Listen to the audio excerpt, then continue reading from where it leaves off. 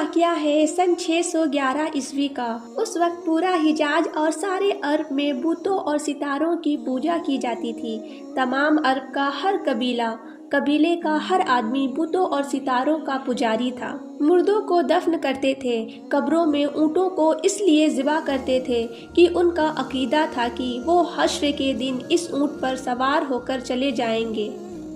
खुदा को कायनात का पैदा करने वाला मानते थे। बुतों को अल्लाह के दरबार में शफाअत करने वाला समझकर उनकी पूजा करते थे। सुबह हो चुकी थी, ठंडी हवा चल रही थी। उस वक्त मक्का के एक कोने से बहुत ही हल्की सुरीली आवाज़ पैदा हुई जो धीरे धीरे बढ़ने लगी और बढ़ते बढ़ते इतनी बढ़ी कि मक्का शहर की गली गली कोचे कोचे घर में इसकी आवाज़ सुनी गई। आज अरबों की ईद थी। वो बहुत सवेरे जग चुके थे और आवाज़ को सुन सुनकर मर्द और बच्चे बैतुल हर्म की तरफ दौड़ने लगे। मक्का की गली कोचे में हलचल शुरू हो गई और लोगों के गिरोह तेजी से लपकते नजर आने लगे। सुरीली आवाज़ अभी तक बुलंद हो रही थी, बड़ी लुभावनी आवाज़ थी। ऐसा लग रहा था जैसे कोई सुरीला बाजा बज रहा है। लोग शहर के चारों ओर से तेजी के साथ बैतुल हर्म की तरफ दौड़ रहे थे। वो चमचमाते कपड़े पहने हुए थे और पीले पटके बांधे हुए थे। वो अरबी लिबास में थे। बैतुल हर्म यानी खाना काबा 20 शहर में कायम था। यही वो हर्म शरीफ है जिसकी बुनियाद हज़रत इब्राहिम अलैहिस्सलाम ने रखी थी। मुद्दतों तक ये एक खुदा के मानने वालों की पनाहगाह थी, अब बुत परस्तों के कब्जे में था। सब बड़ी तेजी से दौड़ दौड़ कर आ रहे थे। खाना काबा के चारों तरफ खड़े होते जा रहे थे। खाना काबा की इमारत पत्थर और चूने से बनाई गई थी। बड़ी मजबूत और शानदार इमारत, चारों तरफ ऊंचे ऊंचे शानदार दरवाजे थे। खाना काबा के नीचे एक कुआं था। यही कुआं दुनिया में जमजम के नाम से मशहूर है। कुएं की मन के करीब करीब इधर उधर बड़े बड़े 2 बुत थे। इनमें से एक बुत किसी खूबसूरत औरत की मूर्ति थी। ऐसा लगता था जैसे कोई परी खड़ी मुस्कुरा रही हो। उस बुत का नाम नाइला था। दूसरा बुत एक भारी भरकम इंसान की शक्ल का था। ऐसा लगता था जैसे कोई पहलवान अपने मुकाबले के आदमी को चित करके खुश हो रहा हो। उस बुत का नाम आसाफ था। तमाम अरब इन 2 बुतों का एहतमाम करते रहे और इनके सामने आते ही सजदे में गिर जाते थे। बाजा अभी तक सुरीली आवाज़ से बज रहा था। ऐसा लगता था जैसे हर्म शरीफ के अंदर बज रहा हो। खाना काबा के तमाम दरवाजे अब तक बंद थे। वजह यह थी कि अरब में आम तौर से और मक्का में ख़ास तौर से कुरैश का कबीला ही सरदार माना जाता था। कबीला कुरैश के सरदार जनाब अब्दुल मुत्तलिब थे। उनका इंतकाल हो चुका था। अब्दुल मुत्तलिब के 10 बेटों में से सिर्फ हमजा, अबू तालिब, अबू लहब और अब्बास जिंदा थे, बाकी मर चुके थे। कबीला कुरैश ने अबू तालिब को अपना सरदार मान लिया था। उनका इतना रौब था कि किसी को उनके सामने बोलने की हिम्मत न थी। बैतुल हर्म की कुंजी उन्हीं के पास रहती थी। जब तक वो दरवाज़ा ना खोलते कोई आदमी बैतुल हर्म में दाखिल ना हो सकता था। जब अरब के तमाम कबीले आ चुके तो अबू तालिब अपने भाइयों के साथ आए। अबू तालिब ने आते ही दरवाज़ा खोला। पहले खुद अंदर गए, फिर भाई और कबीले के दूसरे लोग अंदर गए। फिर हरमे पाक के तमाम दरवाजे खोल दिए गए और अरब के तमाम कबीले झुंड के झुंड अंदर दाखिल हो गए। बैतुल हर्म की इमारत अंदर से भी बहुत शानदार थी। उसके ठीक बीच में बैतुल्ला था और बैतुल्ला के चारों ओर काले पर्दे लटक रहे थे। ऊपर छत पर एक बहुत बड़ा बुत रखा हुआ था, बड़ी डरावनी शक्ल का, काले पत्थर का बना हुआ था। इसका नाम हुबल था, जिसकी पूजा हर एक के लिए जरूरी थी। बैतुल हर्म में इतनी भीड़ हो गई कि दिल धरने की जगह न रही। हर कबीला अपने अपने चाहते बुतों की ओर दौड़ा। वहाँ बुत भी सैकड़ों थे। अलग अलग जगहों पर वो खड़े हुए थे। अजीब अजीब शक्लों के थे, काले, लाल, सफ़ेद। बाजा अभी तक बज रहा था। अब शंख और झांझ भी बजने लगे थे। हर बुत पत्थर के चबूतरे पर खड़ा था और हर बुत के सामने उसका पुजारी बैठा था। तमाम बुतों के सामने बहुत से लोग सजदे में पड़े हुए थे। अबू तालिब, अबू लहब, हमजा और अब्बास खाना काबा की छत पर चढ़कर हुबल के सामने जा पड़े थे। बुत परस्ती का ऐसा मंजर शायद ही किसी की नज़र से गुजरा हो। अभी ये लोग सजदे ही में पड़े हुए थे कि तेज हवा का झोंका चलने लगा। हवाएं रेत के जर्रों को उठा उठा कर उड़ाने लगी। अब सूरज निकलकर कुछ ऊंचाई पर जा चुका था। धूप चारों तरफ फैल गई थी, पर आज धूप में वो तेजी, वो चमक और वो गर्मी नहीं जो हर दिन होती थी, बल्कि रोज से भी ज्यादा धूप फीकी फीकी सी लग रही थी। लोगों ने सजदे से सिर उठाया और खामोश हाथ बांधकर खड़े हो गए। अभी लोग खड़े ही हुए थे कि हवा में और तेजी आ गई। सभी ने घबरा कर आसमान की तरफ देखा। आसमान लाल अंगारा हो रहा था, जैसे उसमें आग लग गई हो और आग के शोलों ने उसे लाल बना दिया हो। लोग हैरान होकर गौर से आसमान को देखने लगे। देखते ही देखते आसमान का रंग लाल स्याही में बदलने लगा, बिल्कुल उस तरह जिस तरह आग के बाद धुएं के गोले माहौल को अंधेरा बना देता है। इस मंजर को देखकर अरबों के होश उड़ गए। वो एक बार फिर अपने बुतों के सामने सजदे में गिर गए। सभी घबराए हुए थे, डरे और सहमे हुए थे। पुजारियों ने थोड़ी बुलंद आवाज से कहा, रो, गिड़गिड़ाओ, बुतों के पुजारियों, खूब रो, बुतों से इस बला को दूर करने के लिए दुआ मांगो। रोने की एक आम आवाज बुलंद हुई। लोग चीखने और चिल्लाने लगे। रो रो कर बुतों से इस बला से बचे रहने की इल्तिजाएं करने लगे। हवा इतनी तेज हो गई थी कि खड़े हुए झटका खाकर गिरने लगे थे। सूरज जैसे छिप सा गया था, दिन रात में बदल चुका था। कोई चीज नजर न आती थी। हवा के तेज झोंके रेत के ढेर ला ला कर उलट देते थे। अबू तालिब और उनके भाई जो खाना काबा के छत पर थे, चबूतरे के नीचे पड़े हुए थे। अबू लहब न जाने कैसे उनसे अलग हो गया। हवा ने उसे उठाया और छत से नीचे गिरा दिया। उसने खौफनाक चीख मारी, पर उसकी आवाज चीखों की आवाज में गुम होकर रह गई।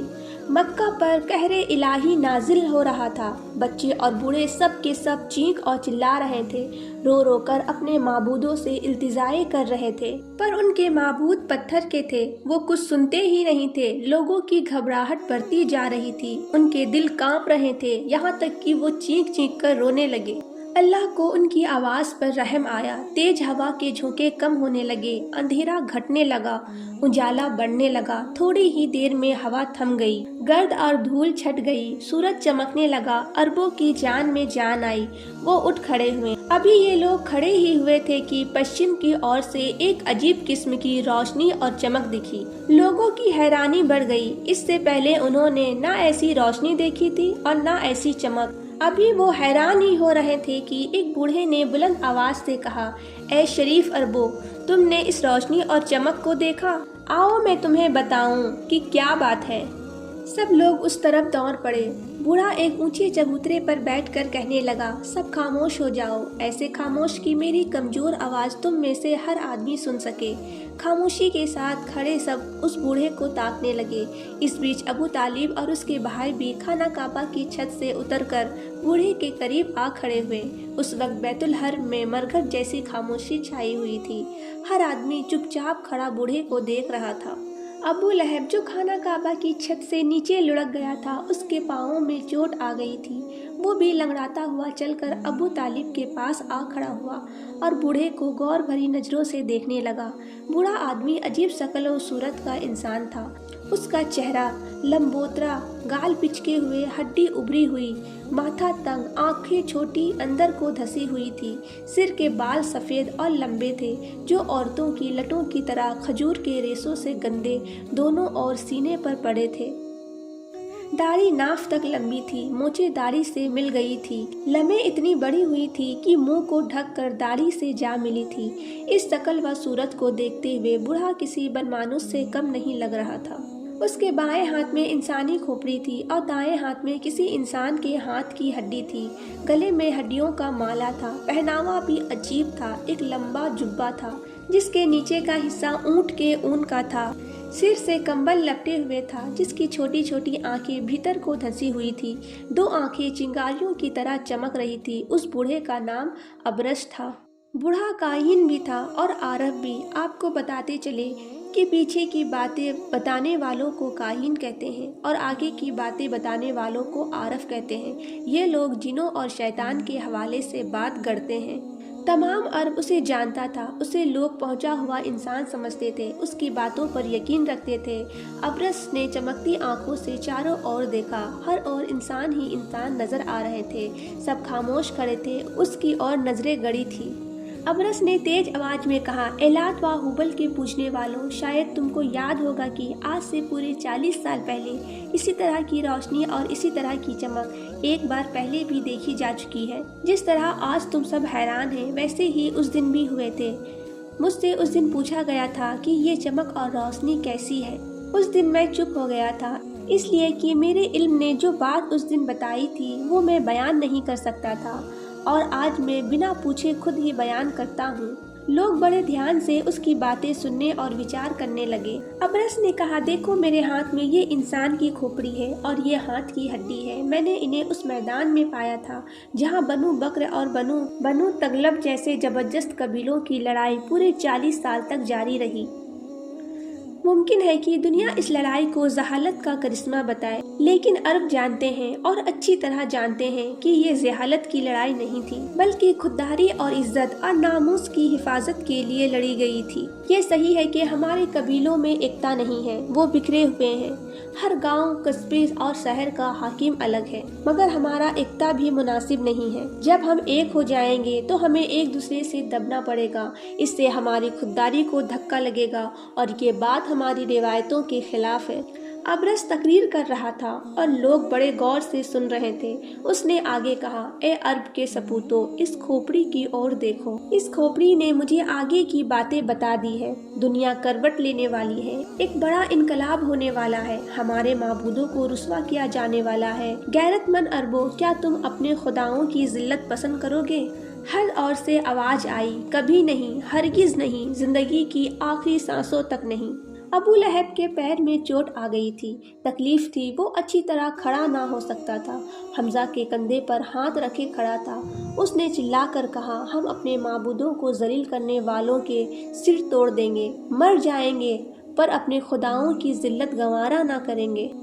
औरस ने कहा, यही होना चाहिए जिन माबूदों को हम और हमारे बाप दादा पूजते रहे हैं। क्या हम ऐसे ही जलील कमीने हो जाएंगे कि उनकी जिल्लत गंवारा कर लेंगे? एलात व उज्जा की कसम, हरगिज नहीं। सच्चे माबूदों के पुजारियों, सुनो, आज से 40 साल पहले रात को ऐसी चमक और रोशनी देखी गई थी जैसी आज देखी है। वो रात बड़ी डरावनी थी। उस रात को हमारा माबूद हुबल मुंह के बल गिर पड़ा था। जब हम सब ने उठाकर उसे कायम किया तो वो खड़ा ना रह सका और फिर गिर पड़ा। हमने फिर उसे खड़ा किया, लेकिन वो फिर भी ना खड़ा हुआ और तीसरी बार भी गिर पड़ा। ये सब बातें आप सब लोगों को अच्छी तरह याद होगी। अबू लहब ने कहा, अच्छी तरह याद है। तमाम हिजाज और सारे अरब पर उस दिन हैबत छा गई थी। उस रात को आसमान पर बहुत ज्यादा गैर मामूली तौर पर सितारे टूटते हुए देखे गए थे। आसमान में अजीब किस्म की रोशनी और चमक भी देखी गई थी। उस रात को सुबह सवेरे हमारा सबसे बड़ा खुदा खुद मुंह के बल गिर पड़ा था। जब हमने उसे उठाकर खड़ा किया तो वो कांप कर फिर गिर पड़ा। एक दो बार नहीं, पूरे 3 बार गिरा था। औरस ने कहा, मेरा मकसद उस वाक़या को याद दिलाना था। सुनो, उस रात को सुबह सवेरे वो हस्ती वजूद में आई जिससे हमारे माबूद जलील व रुस्वा होंगे। आज उसकी उम्र पूरे 40 साल हो गई है। इस खोपड़ी ने मुझे बताया है कि अब तक वो इंसान गुमनाम था, अब वो जाहिर होगा, बुतों के खिलाफ तकरीरें करेगा, बुत परस्ती से मना करेगा, खुदा परस्ती की तालीम देगा। आओ रो, खूब दिल खोल कर रो, हमारे माबूद भी हमसे रूठ जाएंगे। दुनिया अनदेखे खुदा के सामने झुक जाएगी। कैसा होगा वो जमाना? औरस की आंखें भीग गई। मजमे में से अक्सर लोग रोने लगे। अबू जहल ने कहा, मुक़द्दस हबल की कसम, मैं हर उस आदमी को कत्ल कर डालूंगा जो अनदेखे खुदा को सजदा करेगा। अवरस ने कहा, काश तुम ऐसा कर सकते, पर ये खोपड़ी कहती है कि ऐसा ना कर सकोगे। देखोगे अपनी आंखों से अपने माबूद की जिल्लत। औरस ने कहा, है क्यों नहीं, पहले तो आपस के झगड़े बंद करो, तमाम कबीले एक हो जाओ और वादा करो कि खुदा को मानने वालों की जोरदार मुखालफत करोगे, चाहे वो कोई भी हो, किसी कबीले का हो। उसको सताने में कोताही ना करोगे और कोशिश करके उसे कत्ल कर डालोगे।